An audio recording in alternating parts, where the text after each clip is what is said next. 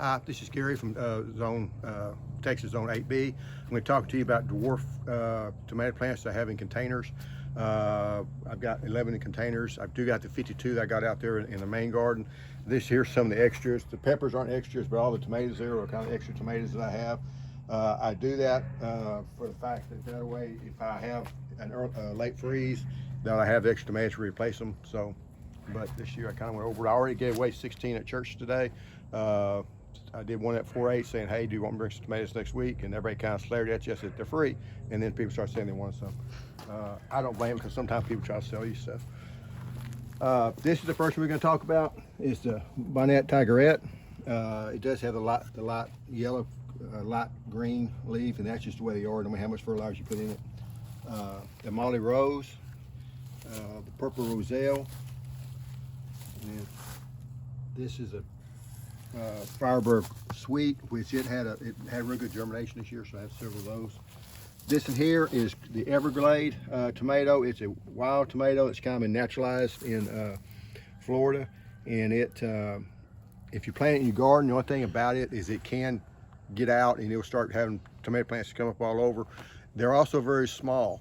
One problem we had, I did the Matt's wild cherry one time, and it just took a long time, a lot of picking to get, because they're about pea size, to get enough tomatoes to do anything with. If we go up over here, well, start over here. That's some more extra tomatoes. This is Sweet Sue. It's the only one that came up for me this year out of 4 I planted. It's my wife's favorite. It's a yellow variety, and it actually produced pretty well. It does get big, so that's why I put it in the bigger container. This one's called Fuzzy Wuzzy. The reason is it has very fuzzy leaves, and it'll keep that kind of color, that kind of off color with the fuzz on it, and even the tomatoes themselves will have a little bit of fuzz on them too. It's nothing that tastes bad, but if you look real close, you'll see some fuzz on them too. This is called Groovy Tunes. It's also got the light color. I am hoping I did not cross the seeds, but I don't think I did. From the other one was light colored one. This is Fred's tie-dye. It has a really pretty, and I did plant it with some garlic, and I'll be pulling the garlic out here in another month or so. And it's a really pretty multicolored tomato, and it produced well too. It's a little bit later one, and it does get big also. This is Tasmanian Devil. It's actually already bloomed. There's one bloom on this other side here. And it done really well for me last year. Again, it does get a little bit bigger, but due to the fact it's getting bigger and the fact that I want to put on a video, I've got 10 dwarfs, I went ahead and put an extra one of the Tasmanian Devils in a 5-gallon bucket. That way, I just did this one today, so it's smaller than the other one. But that way you'll be able to contrast the two and say, okay, here's one that's in a bigger bucket, here's in a 5-gallon bucket, and kind of see the difference.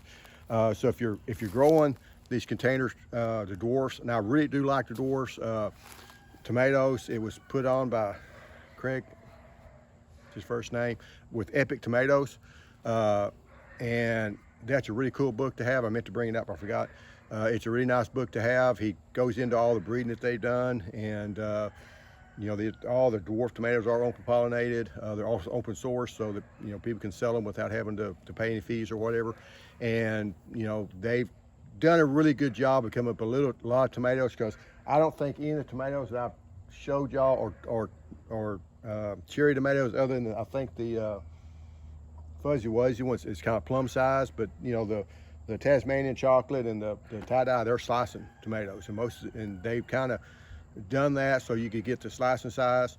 The basic thing on dwarfs is they're about half the size of the regular size, like the Fred's tie-dye, what they bred it from was about half the size of what those were. So anyway, if you like the video, I'm going to kind of show, probably once a month, kind of show as they're growing, so you can kind of see what they're done.